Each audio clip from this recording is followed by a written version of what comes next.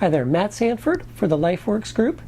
The concept of boundaries is what I want to talk about, and this concept, whether boundaries or personal boundaries, has been around for a while. It's been very helpful for a lot of people. I believe that when we understand what boundaries mean, that we can begin to apply them in ways that have a profound impact on the quality of our relationships, on strengthening self-confidence, and in formulating a healthy approach to conflict situations or what could be called boundary violations. I'm going to go through each of these three in three separate videos, and I want to give credit here to the Boundaries book by Cloud and Townsend, as much of my understanding of boundaries comes from their work. Let me first give a general conception of boundaries to provide a background from which to work. Boundaries in regular life are like a demarcation line separating two things, like say between the road and the grass. Or a boundary in an office building would be like the partitions, which define the big cheese's office and the lackeys, or like in the TV show The Office. Personal boundaries simply define what is me and what's not me. My skin defines my physical boundary. But what about the non-physical parts of me? My thoughts, my ideas, my feelings, my opinions, my dreams, my preferences. These parts of me are more truly me than my physical body, are they not? Because if I cut my hair, my nails, I know I'm still fundamentally me, and I haven't changed.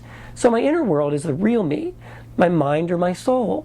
But since there's no visible boundary line which would indicate to others when they've crossed over, we all need to establish and maintain this boundary in the ways we choose to relate to others. The reason for doing this is really the same as for other boundaries. Imagine if the big cheese had no partitions to his office, and then his employees, his vendors, his support staff, or anyone else off the street could just walk into his office, get into his files, read his email, and eat out of his candy stash. I'm thinking of that show, The Closer, now. Besides the weirdness of that scenario, there's an inherent wrongness to it, isn't there? Sort of like if someone were to ignore the boundaries while driving, and they decided they wanted to wander on the road or drive on the other side towards incoming traffic. It's just wrong. It's a violation. Well, it's the same with personal boundaries.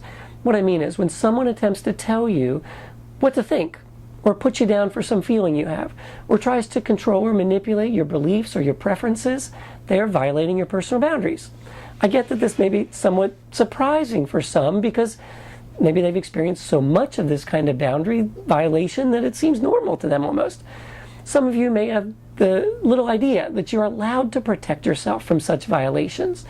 You've probably felt the violation, although you didn't know how to make sense of it or label it. Others of you may feel the violation keenly, but may have ineffective response mechanisms, either lashing out or melting or freezing under such an event. Personal boundaries are the building blocks of respectful relationships. Without them, it's sort of like the traffic systems of some non-Western countries, in which traffic laws are seen more as nuances, and intersections are this hilarious brand of chaotic every man for himself. Through my next three videos, I'm going to cover how to utilize this concept of boundaries to build better relationships, to increase one's self-confidence, and how to deal with antagonistic people. So come and check them out. See you then.